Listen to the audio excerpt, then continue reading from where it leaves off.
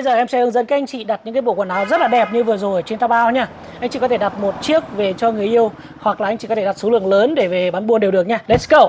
Bước 1 là vào website này, taobao.com. Bước 2, tìm bằng từ khóa quần áo Miu. Sau đó copy paste sang thành công cụ tìm kiếm của Taobao. Dán vào đây. Sau đó enter. Như vậy là bạn đã nhìn thấy một rừng quần áo ở đây. Bạn chọn nha. Đây là những cái bộ quần áo đã có sẵn và bạn chỉ việc đặt hàng về thôi là được.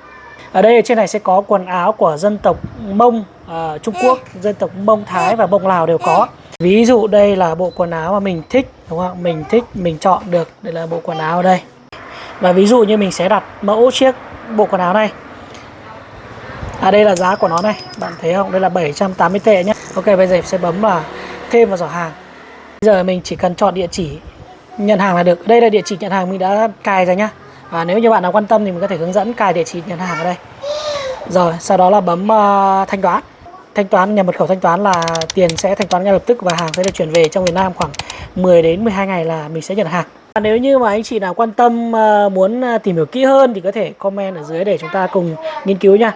Tất nhiên là một vài anh chị làm may mặc anh chị sẽ không muốn nhập luôn cái váy đấy về để anh chị mà bán trực tiếp, mà anh chị muốn tham khảo mẫu, link phụ kiện hoặc là các cái váy, các cái vải, đúng không? Thì chúng ta vẫn có thể nhập về để chúng ta tận dụng, chúng ta làm luôn. Và anh chị không cần phải có may thổ cẩm rất là lâu, anh chỉ nhập cái nguyên liệu về anh chị làm thôi nha. Ok. Và nếu như anh chị muốn quan tâm sâu hơn nữa về các cái quy trình cách làm thì anh chị có thể nhắn tin comment ở dưới để em có thể hướng dẫn chi tiết hơn. Ok, xin chào tạm biệt.